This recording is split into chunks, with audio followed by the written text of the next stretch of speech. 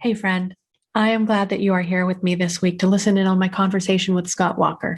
He's sharing openly and candidly about his personal experience with bipolar disorder and the tools, the systems, the techniques that he has used to help himself become free of medication and live that way for the better part of the last 10 years.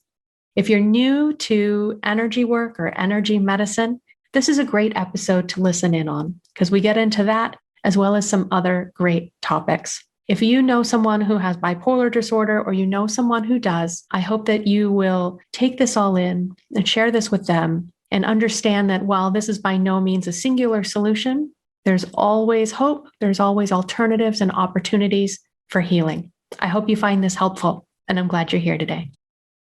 Hey there, friends. Are you looking for tools to resolve stress?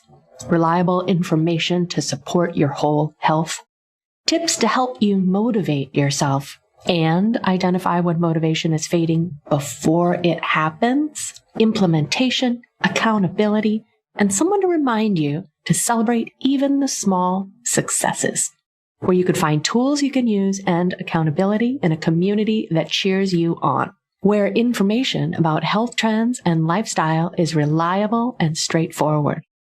I know that you have what it takes to up-level your health habits and restore your resilience.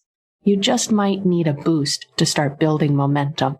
I've designed a membership where you can choose the level of support you'd like to get every month, whether it's tuning in to connect with like-minded change makers or getting personalized support with one-on-one coaching to help you chart your path to success.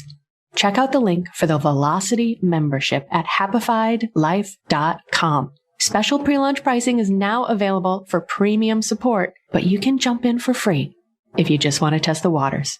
I look forward to seeing you inside.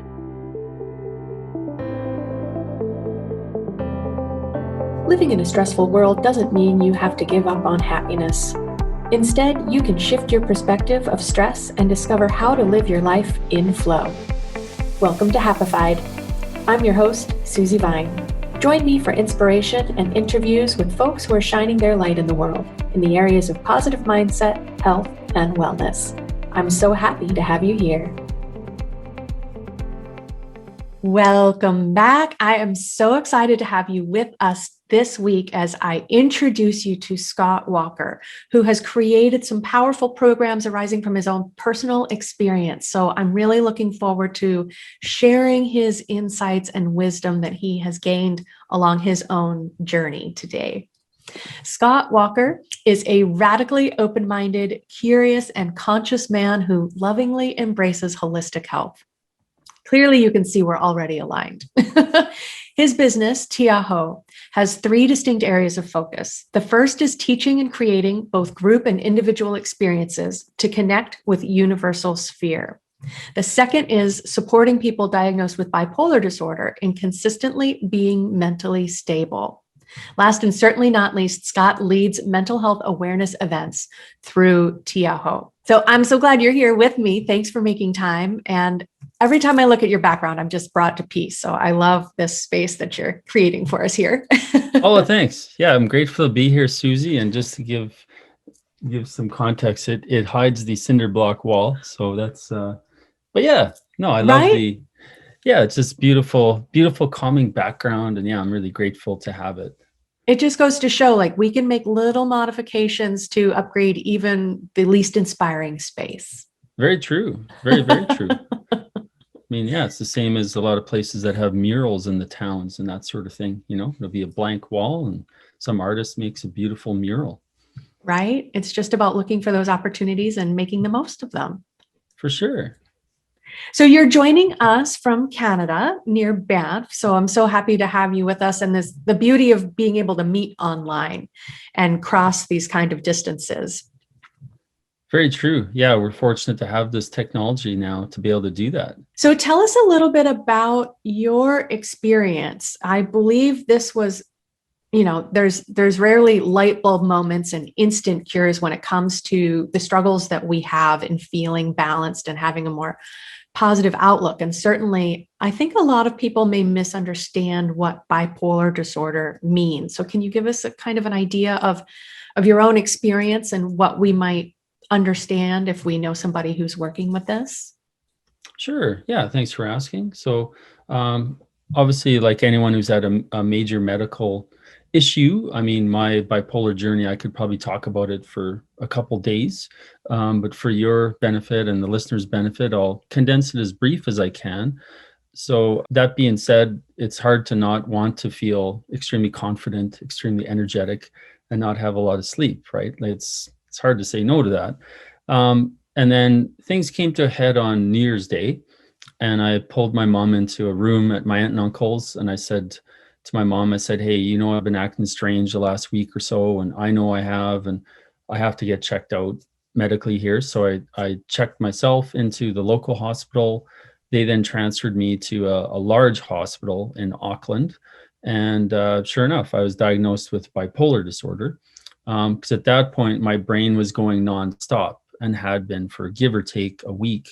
So they put me on some very heavy medications, which I'm grateful they did, just to slow my mind down. And yeah, I ended up being in the hospital for 3 weeks and then come forward to this time. So at this point in my life, I was diagnosed over 21 years ago.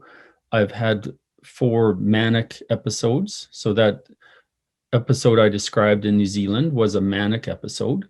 That's how most people get diagnosed with bipolar disorder, because bipolar disorder is the high highs and the low lows.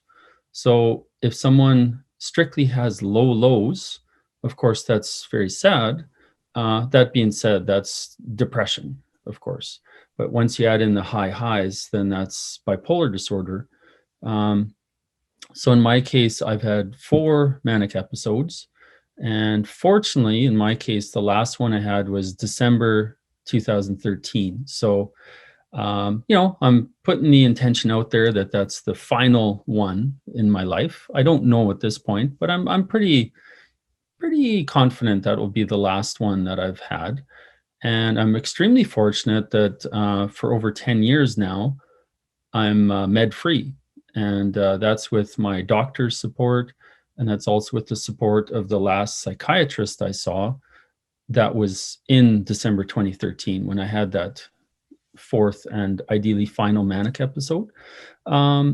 And kind of the second question you had around bipolar disorder, some people, I find more and more, I run into people now that they'll know someone who's moody. And either that person who's moody or their family and friends will just say they're bipolar. And, with me, I say this with compassion and love. But bottom line is, there's a massive difference between someone who is moody and someone who's had a manic episode and major depression. Because, in my experience, again, I would never minimalize anyone's moods or challenges. That being said, though, like in my experience, the difference between someone who gets really happy and someone who's manic is probably 10 or 20 fold. Like it's a big difference. Same thing with someone who gets down and mildly depressed. I mean, of course, sadly, if someone is suicidal, of course, that's a deep depression. But in general, someone who is moody and feeling down, they're not reaching that deep depression where they're seriously considering taking their own life.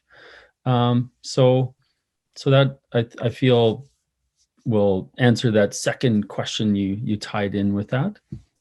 Just explaining a little bit about bipolar and how it relates to people out there. Well, and I think that really brings up an important point in that perception is so important to recognize, that we perceive the people that we know, oh, they're being moody right now. That's not like them. And so we notice a difference, but we can never be inside someone else's head or really understand what they're going through. We need for them tell us, or like you were able to do, when with your initial experience, when you were able to say to your mom, I don't feel right, I need to get help, to address this manic state that you recognize you're in. And I think that might be hard for people to step into, to have that perspective and recognize within themselves that they're really at that extreme state, and to, unfortunately, because we still have so much stigma around mental health issues, to ask for help or know how and where to ask for help. It's very true. I mean, the vast majority of people, they do not go voluntarily to get assessed. I say that with compassion again. Like, I was extremely fortunate because when I was a university student, I actually had a summer job for 3 years, and I worked at the largest psychiatric hospital in Manitoba. I was actually helping with the recreation programs. And, looking back, I was just really fortunate because I had a little bit of exposure to a wide range of mental illnesses that residents at that center had, because some of them were acute residents and some of them were there for life. And so I had a bit of knowledge and a little bit of experience around, depression, bipolar disorder, schizophrenia. And so because I had that little bit of experience and tiny bit of knowledge, I just knew that when I was in that altered state, in New Year's of the new millennium there, I knew that there was something wrong. And, most people, vast majority, do not have that experience of working in that sort of center for even a short time in their life, or knowing a lot of people that have different types of mental illnesses that have actually disclosed them. So, I was extremely fortunate that I had that experience, because otherwise I think more than likely my mom, my brother, my relatives would have done their best to gently convince me to go to the hospital. I'm sure they would have, because they could tell I was definitely in an altered state. I wasn't the normal Scott that I am. Well, and I think that really shines a light on, I don't know if I get to call it a fact, but I believe there are no coincidences, right? So I believe that your experience as an intern or in that early working opportunity was just aligned, to put you in that place, to have the awareness that it just points out to me that you're on exactly the path you were intended to help the people that you're now able to share these perspectives with. Yeah, I would agree. It's that cool experience of connecting the dots, looking backwards, right? Like, I know Steve Jobs has a speech about that, and we've all heard that expression, and it's so true. Like, as it's happening, the dots don't always line up. You're like, why is this happening? This can be very frustrating and almost consuming at times, trying to figure out why this is happening. But of course, the gift of 2020 hindsight, looking back, it's like, yeah, you can definitely see how the dots aligned. And I'll just share one other really, really cool synchronicity related to my start of my bipolar journey. As I mentioned, I was working in Japan at the time. And when I was diagnosed in New Zealand, the very well-meaning psychiatrists, doctors, nurses, they said, you should go back to Canada with your mom. And in my own mind, there was, number one, I thought, you know what, if I go back to live with my mom, I think I'm actually going to go backwards. Nothing against my mom. But at that point, I'd been living overseas on my own for a year and a half, and I was a fully grown man, and it's like, do I really want to go back to live with my mom? So that was one thought. The second thought, I guess, is more the pride piece. I really wanted to finish my contract working in Japan. So just before I left for New Zealand, the previous Christmas, one of my adult students had a house party, because I was an English teacher in Japan. And at her house party, I met one of her cousins. And her cousin was born in Japan, but spent her teenage years in Australia. So she was fluent in English. And so when I got back to Japan, I was told I had to go see a Japanese psychiatrist. So needless to say, I was pretty nervous because my Japanese level was about that much. And so I reached out to this friend who had the house party, and I said, "Oh, could you give me your cousin's phone number? I have a favor to ask her." So she ended up driving me to the psychiatrist appointment in Japan. And on the way there, she told me, oh, by the way, I'm not working right now, because long story, but she wasn't working. And then we got to the hospital to see this psychiatrist.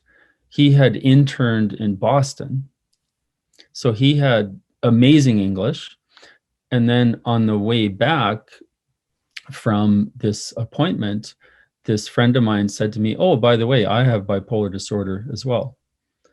So, I mean, at that point in time, it was really like a godsend. It was like an angel coming into my presence. And, at that point, I knew I only had 4.5, give or take, months left in Japan before I was going back to Canada. But as you can imagine, like, her and I became super close over that time, and it was such a wonderful friendship to develop, and such an incredible support for me to have, because, like I say, she wasn't working, she'd been through what I had. She was non-judgmental, she was extremely supportive.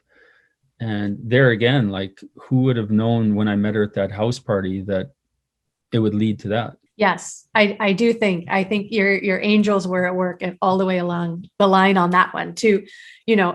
Out of the spectrum of therapists you could have been aligned with, I mean, I'm sure many of them have good English considering the extensive training and education that they've, been through, but then to also find someone else who had lived your experience. And I find it interesting too. I mean, perhaps it was after your session that you revealed it was to work through bipolar disorder, and that's when she told you.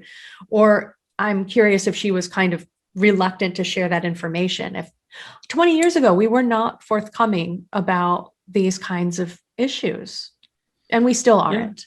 Yeah, and as you most likely know too, it does depend on the country. Like Japan, as you know, in general, they're amazing people, and they tend to be reserved. And I've been told even now, like, that was 20 years ago, but I've been told even now that it's pretty much hush hush when someone has a mental illness. Like I know when I lived there, one of my coworkers at the board of education, I showed up for work one day and there was a vase of flowers on his desk. So obviously I knew something was up. And I asked the head of the board of education who I worked with, I said, where is this coworker? And he said, oh, he died. He overworked. And that was the polite way to say that. I found out later that, unfortunately, he had taken his own life. But in their words, they just said he overworked, and it was just kind of not talked about. And yeah, my friend told me, like, after she was diagnosed with bipolar, it was only her direct family that knew. She didn't tell anybody else because there was so much stigma and so many stereotypes. And I know even here in North America, stigma and stereotypes are getting better. However, there's still a lot out there. Yeah. Yes. And that's why I'm so grateful that you're doing what you're doing and carrying this mission forward, being visible so that people can look at the work that you're doing and your experience and say, oh, okay, if Scott's doing it, I can do it too. Oh, totally. Yeah. Yeah. We all have that capability. We all have that ability to improve our mental health, whether we have a diagnosed mental health issue or not. So I think that people listening or watching would probably like to know, because we are familiar with, people with psychiatric issues being put on medications. They can be difficult to come off of. So what would you say is the number one thing that's helped you become and even stay medication free in your own journey, which we're also going to say is singular, and you did it with the help of medical professionals to make sure you were healthy enough to stay off of prescriptions? What's your secret? No, it's a great question. And I mean, this answer might sound like it's not definitive enough. However, I feel the number one thing is to be radically open-minded. Because, I'm in a number of bipolar support groups on Facebook. I don't go in them that much. But most of the people, what they're talking about is the medication they're on and the side effects. And and what they can do to switch medications, what they can do to get a different medication, what they can do to reduce medication. That's like almost the entire focus of most of these groups, in my experience, is medication. And in my experience, even when I was on medication the last couple of years, I was looking into a lot of different things. I was starting to meditate, I was starting to eat a little bit better. And then as my bipolar journey progressed, I started to looking at more and more non-traditional things. And yeah, like even books, for example, and a lot of those support groups, the only books they talk about are books about bipolar disorder. And don't get me wrong, that's great. Like, I think it's wonderful to read biographies, people's experiences. There are a couple of good resources out there for bipolar specific books, in my experience. However, I feel like I was more drawn to reading books and studying books about mindset, because I thought, you know what, for me, that is much more valuable than reading 20 or 30 biographies about bipolar disorder. It's like, okay, how can I do my best to improve my mood through my mindset, to improve my actions, my thoughts, my behaviors through my mindset? Because as you know, unless we're sleeping, we're always thinking, and that's the one thing we're in control of. So that's why I feel that being radically open-minded has led me to many things that I'll just say the vast majority of people with bipolar disorder haven't looked at. That's so powerful. That's so powerful, being radically open-minded and understanding that, the psychiatrist or the therapist, the people that you're working with have tools in their toolkit that have worked for their other clients or patients, and different tools work for everyone, right? So you're never limited to what is in their zone of genius. There's always more opportunities available. And so I love that you made this leap for yourself. Like, what do I need to do? I need to do better things with my thoughts, and no one's answering this question. So where can I find out how to have more positive thoughts? Okay.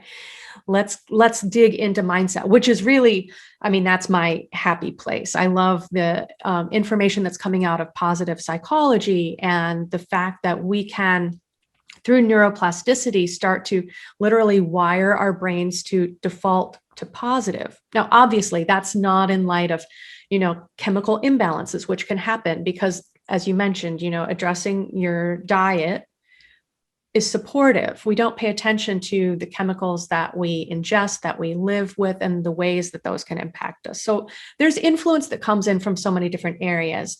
And yet, if we choose one area to start to up level, be that mindset, be that cleaning up the food that we're eating, then we can start to make space for more opportunities or aha moments and start moving in a stronger direction. Very true. So was it meditation, or was it a movement practice? Where did you start to see the initial improvement for yourself? Good question. I would say that for me, yeah, meditation was huge. I started doing very, very short, uh, just breath work meditations. I literally started with a minute. Well, actually, the first thing I started with was some guided meditations. And then I told myself, I'd really like to attempt meditating without being guided. So I literally started with a minute of silence with breath work, and that felt like forever. And then I did that for a few days, and then I bumped it up to 2 minutes and then 3 minutes. So yeah, so for me, meditation was huge.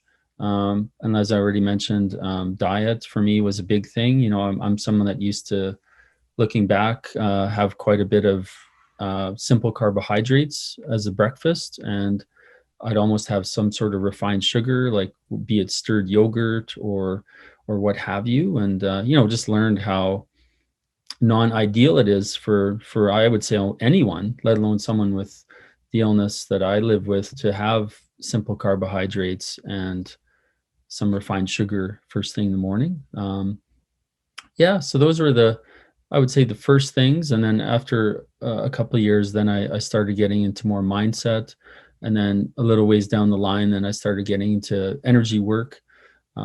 which for me transplanted meditation. It's meditation is still something that I love, especially group meditation. However, I do feel that for me, energy work is even more powerful. So yeah, and then I would say the last year, especially because of being in this, I'll just say, interesting time we're living in now, I've really embraced how critical support is uh, from friends and or family. And yeah, so I mean, I've got to the point where I'm extremely fortunate. I've got a core group of extremely supportive people in my life, and those are people that I'm in contact with on a regular basis. And yeah, they're there to help me if I'm having a challenging time. And yeah, so that's something that I've definitely realized how increasingly important that is the further my journey goes. Yes, absolutely. I'm really glad that you brought that up. And we're definitely coming back to discuss your energy work and how that's supported you. But I think it's really important to take a minute to check in on this, the power of community and staying connected, because I think when we get stressed out, I mean, simply speaking to stress, we tend to withdraw. Maybe we think we don't want to bring other people down, or they won't understand what we're going through, or their times are harder than our times. And that's exactly when we get so much more support from being in community, from making that effort to stay engaged and looking for the people who will listen to us, but who we can also listen to put things into perspective, recognize that while our problems may feel overwhelming, there's more going on. It helps to get a little bit of context. It's so important to be in community. And you mentioned that you're a member of several different bipolar support groups. Are those on Facebook? Yeah, as I say, I do very little in those, in all honesty. But that being said, I do admire the people who are, doing their best to improve their bipolar disorder journey and to potentially make connections and that sort of thing. Yeah, I do find that the communities that I'm most engaged in are outside of those groups. Yes, and to your point, as you were talking about those, they seem to be very focused on the medication issues and not really bringing in a lot of resources or other ideas in terms of improving their situations. So it's a starting point, and there are so many different groups and communities on Facebook, and I haven't fallen down the Reddit rabbit hole, but I understand there's some strong communities there. You have to use discernment when you're looking at where you're getting your information from, but it can be really helpful to connect with a group who is sharing your experience when you don't see that reflected in your inner circle amongst your family and friends. So that is an opportunity or a solution if somebody's feeling disconnected. Nobody understands what I'm going through. There are ways in which we can be reaching out and reestablishing that. So I think that's really helpful. Oh, certainly. Yeah, I agree 100%. And I interviewed fairly early on, it's one of my earlier episodes, men's coach, Travis Belanger, who is also Canadian. And he has a group on Facebook called Men on Fire. And I love that. It's very much in terms of just helping men recognize, that they can up-level their relationships or their life and, personal development. Because I don't think when we work in these circles, we tend to think, oh, everybody's heard all of the personal development books or gurus or thought leaders. And there are a lot of people who haven't really been introduced to that space. So there's a lot of room to explore and find something that resonates. Yeah, I agree. And I'll quickly say I'm very fortunate. I've been in a men's group since May of last year. And yeah, in our men's group, there's 7 of us right now, besides our fearless leader. And yeah, there's one of the members, he reads like 2 books a week, and he's always sharing books with us. And I know for me, I tend to focus on a couple books and kind of really hone in on those. But it's amazing to get the sharing of resources. And it was really interesting because I know he was right, but at the start of our meeting last week, he was sharing about this book he had just read. And then sure enough, when we got into the learning part of the meeting, our leader was referring to that book. So it was just ironic how how that works sometimes.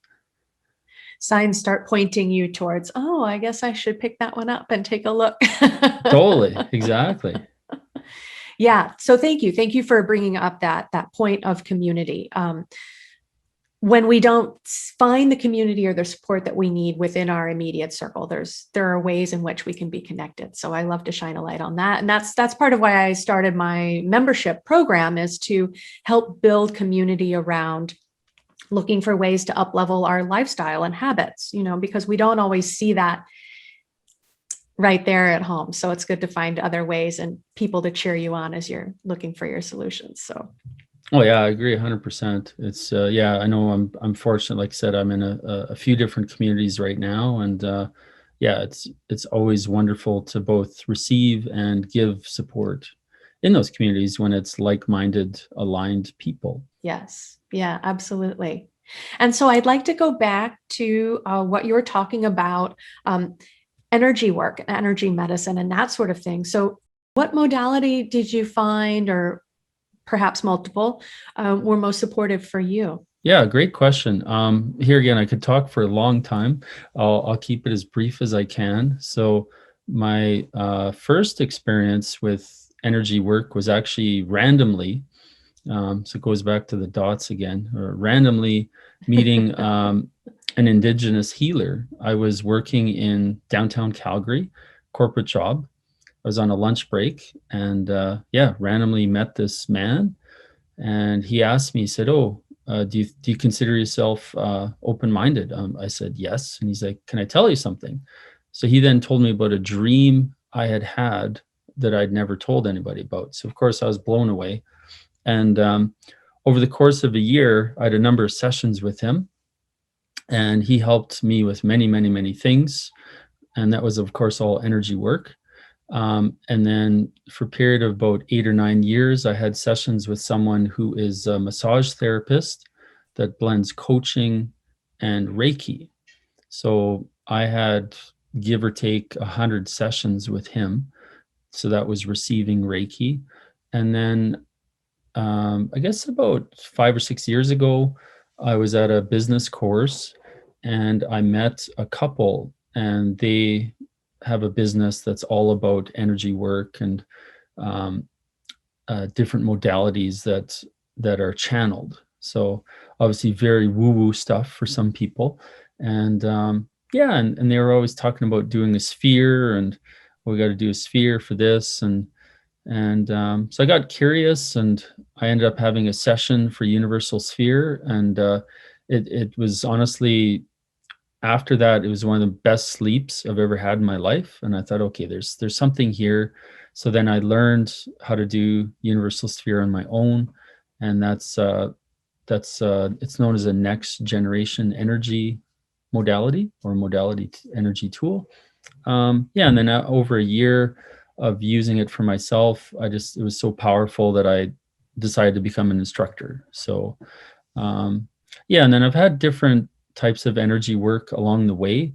Like I've gone to um, different workshops with a wide range of modalities. But I would say those are kind of my biggest three experiences would be with the Indigenous healer, number one, about 100 Reiki sessions with this massage therapist, and then Universal Sphere. And then right now in my life, Universal Sphere is something that I use pretty well on a daily basis. And I just became a teacher on Insight Timer, which is an app that some of your listeners might know about. And yeah, I just started doing live events on Insight Timer using Universal Sphere. And I have a few audios on there, and I'm starting to put on more audios onto that platform. I'm looking around. I threw my phone across the room so it wouldn't hum while we were in our interview. But I think Insight Timer is the app that I use most often, just as background noise as I'm meditating. I set it for 5 minutes, and then it makes a bowl chime as I finish. So I will have to take a look for your sessions on Insight Timer. That's terrific. I'm so glad that you're making yourself available and visible there. Yeah. Oh, thanks. It's something, as you know, I mean, it's that app has exploded. Like I started using it in November 2019, and at that point there was 3.5 million users, and now there's 18 million users. And I think give or take 1 million people on the app use it every day. So it's wonderful to see so many people around the world connecting through that app. So I'm the same as you. I mostly use the timer. Like I use the timer to do energy work for myself and others. Um, so I don't listen to a lot of guided meditations or live events personally. However, it's just wonderful to know that so many people are connecting through that app. And yeah, it's just a beautiful, beautiful platform. I just love it. Oh, that's terrific. Wonderful. And I haven't heard of Universal Sphere before, so I'm glad that you're sharing about that. Do you have more information about those sessions on your website? Yeah, on my website, I do have a page. It's just Universal Sphere is the like tiaho.org/Universal Sphere. And that has a whole bunch of info about Universal Sphere, including, YouTube links of mine. And also there's a page linking to scientific evidence of the benefits. And I also link to some workshops that I lead about Universal Sphere. And there's also a link on there for Insight Timer, my teacher profile. So yeah, it's basically all on that one page on my website. Little one-stop shop. And Yeah. so I didn't understand the connection initially, but now knowing a little bit more of your story and your father's heritage in New Zealand. So your website name is taken from some healing that is a New Zealand practice, Tiaho. Can you explain that a little bit? Yeah, great question. So Tiaho is a Maori word, and Maori are the indigenous people of New Zealand, and Tiaho means to shine. So it's like to shine from within. And for me, that word is special in many ways. First of all, for the meaning on its own. Second of all, when I was at that hospital in Auckland, New Zealand, at the start of my bipolar journey, the ward that I was in is called Tiaho Mai.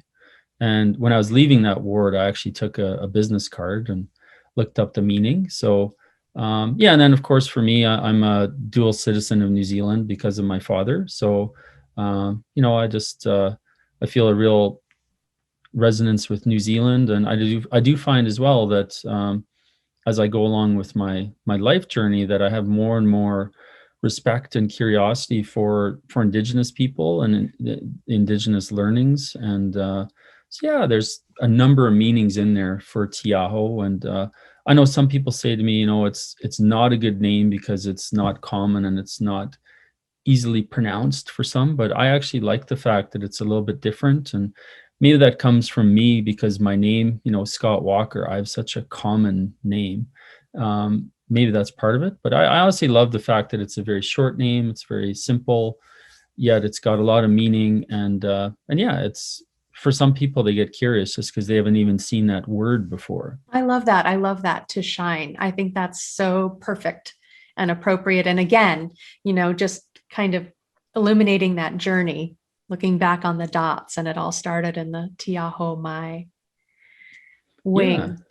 I was lucky enough to be in New Zealand briefly at the beginning of last year, right before we kind of went into lockdown. I was traveling with my parents and we went from Sydney, Australia, around the east coast of New Zealand. And it's an extraordinary place and definitely somewhere I want to go back to. It's very Hmm. powerful land. So, Yeah, I'm glad you were able to go. Yeah, it's a beautiful place. And I have to admit, I've seen I won't say all, but a lot of the North Island. However, I've only seen a tiny bit of the South Island, so I would love to see more of the South Island. That's for sure.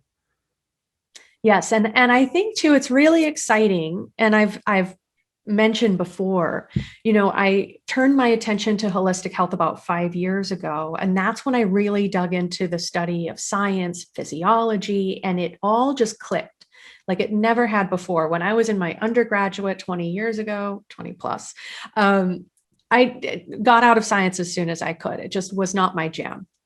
But when I was studying recently, it was fascinating to discover how much they've recognized within that span of 20 years. There's very different concepts. I mean, even neuroplasticity is a newer concept, maybe 30 years old. But it's fascinating now to be in this time where science is kind of catching up with these very fundamental, we want to call them primitive practices of energy work, of toning and chanting, breath work.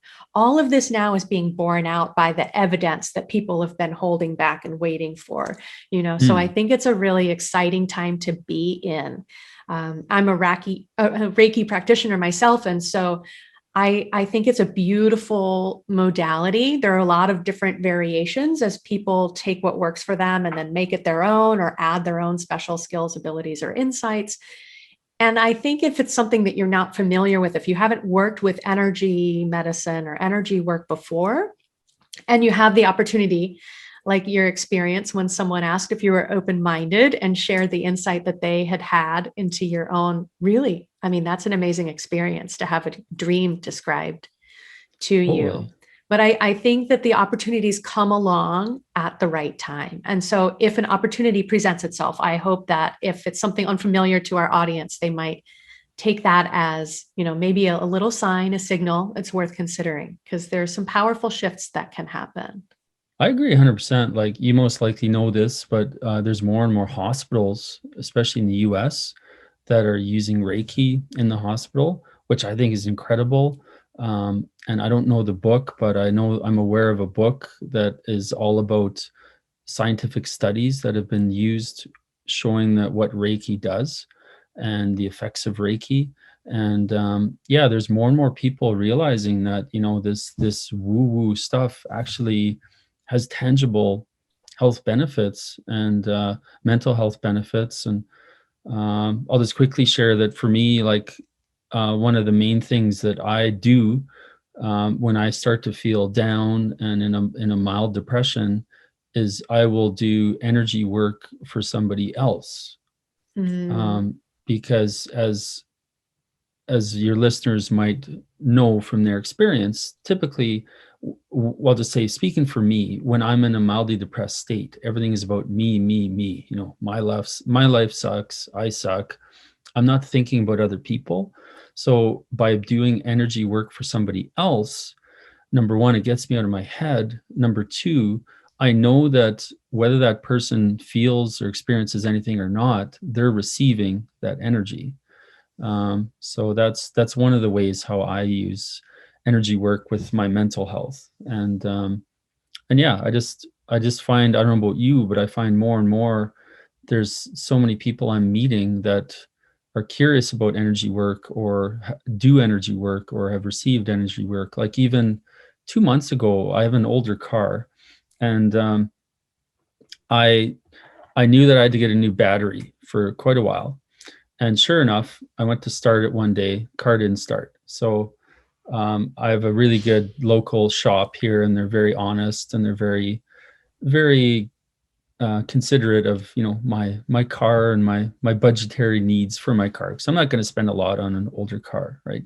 But anyways, so I had to take the car in there. They're going to switch the battery out for me, and so I did energy work before starting the car, before taking it to the shop. And sure enough, the car started. And then when I got to the shop, I just left it there, picked it up later, and the office manager, she said to me, "Oh, so did a friend boost you this morning before you brought your car over?" I said, "No, actually, I did some energy work on my car, and then it started." And she said, and she's like, "Whoa!" She's like, "Well, yeah, when we tested your battery, it was dead." But then she said to me, "Oh yeah, but I'm kind of curious about energy work and stuff." So then we had a conversation and that. But that's just a small example of, I don't assume and expect that that's always going to happen. Like, I knew that there was a chance my car wouldn't start. However, I put all of my intention and energy into asking for and receiving support energetically from my car to start to get me to the shop, and it happened. So I think that's so cool that they tested the battery is 100% dead, yet my car still started. That support is available when we need it. We just have to ask for it. Totally. That's such a powerful insight. And thank you for that story. I hope that resonates with people. I have a number of friends who practice Reiki, and they'll, as the gas tank is getting low, sometimes we woos can be a little absent-minded and forget to fill up the tank. Yeah. Oh, yeah, I But get it can be helpful in those situations, blessing the food that we eat. If we aren't eating the most optimal food, sure, organic, plant-based, whole food diet, that's the way to go. But if you take a moment and bless the food and ask to receive the nutrients and nutrition that you need, these moments of mindfulness are so powerful. And I think we just need to recognize that the first and most important step is to ask for the help when we need it, and then understand that it's available if we're looking for it. Very true. Yeah, Yeah, beautiful. because Thanks for as you know, sharing that. like, oh, my pleasure. And as you know, I mean, and most of your listeners know, I'm sure, that we're surrounded 24/7 by an ever-present, loving, and supportive energy. And it's up to us to ask for that support and to tap into that support, because it's always there. We're surrounded by it, whether we know it or not. Yes, absolutely. One of the modalities that I use is Bach flower essences, which are very different from essential oils. A lot of people hear that and think they're the same, but they're another energetic remedy. And what Dr. Bach said, is the greatest cause of disease is this illusion of separation from that universal energy. So the more we can reconnect or recognize we're feeling separate and isolated, and recognize that that is an illusion, that is coming in between us and the way we should be plugged in, then we can find the solutions to get back to it. Totally. Beautiful. And you have a special gift for the folks who are tuning in. We're going to have a link in the show notes, but would you let us know a little bit about your gifted audios you're making available? Oh, certainly. Thanks, Susie. So the gifted audios, they're ones that I custom created, and they're 10 minutes long, so they're not super long. And one of them has music, one of them is strictly my voice, and essentially they're universal sphere experiences. And they're similar to a guided meditation. However, they do have the added enhancement of energetic expansion. So I would say that the most common responses I've had from people that have cared to share their experience after listening to them is that they tend to feel more calm and relaxed, yet energized after listening to them. And yeah, essentially those audios are available for you to download. You can listen to them at any time. I know some people that listen to those audios when they are feeling more stressed or what have you. So yeah, essentially those are audios for your listeners to check out for those who it resonates with. And yeah, they are, I feel, a great tool for your toolkit, whatever else is in the toolkit as well. Yes, exactly. Check out these tools for your toolkit, see how they can support you. Is there anything else that we didn't get a chance to cover? We've covered some good stuff today. I'm so grateful for your time and being present. Thank you so much. Oh, my pleasure. No, I'm just grateful to be here. And I guess the only last quick thing I'll say is that it was said in my bio that I do lead mental health awareness events. So I'll just say to your listeners, I mean, if you know of anyone who has bipolar disorder, consider just sharing this podcast with them. And also consider just mentioning that I actually lead an annual bipolar awareness fundraising hike. So this coming June is our 7th annual one. And I'm extremely fortunate this year. I've got 6 friends joining me for 24 hours. It's called Banff 24 Hours for Bipolar. So we're doing a hike in town that's a very, very small mountain. And we're doing that for 24 hours, essentially. So we take a big break every 6 hours, and we fundraise for for 2 different causes. And I usually get some media attention out of that, which I'm fortunate for. And yeah, I decided to mention that because I have to admit personally that event is pretty well always the highlight of my year personally. And I do have some people in my life with bipolar disorder that are very thankful that that event happens, because it gives a real public voice to bipolar disorder, which doesn't happen very often. Yeah, and then just the last thing I'll say too is that if any of you are curious about either the universal sphere that was mentioned or any of the sessions and offerings I have for mental stability, please check out my website. Yes, we'll have that link in the show notes. Thank you so much. Thanks for bringing your conversation today and doing the work that you do and shining your light. I'm so grateful that we're connected, Scott. My pleasure. Thanks again, Susie. I greatly appreciated this opportunity and enjoy the rest of your day. Thank you. Take care of yourself. Thank you for tuning in today. Check out the show notes for any links we mentioned. To learn more about living life with less stress and more flow, visit happifiedlife.com.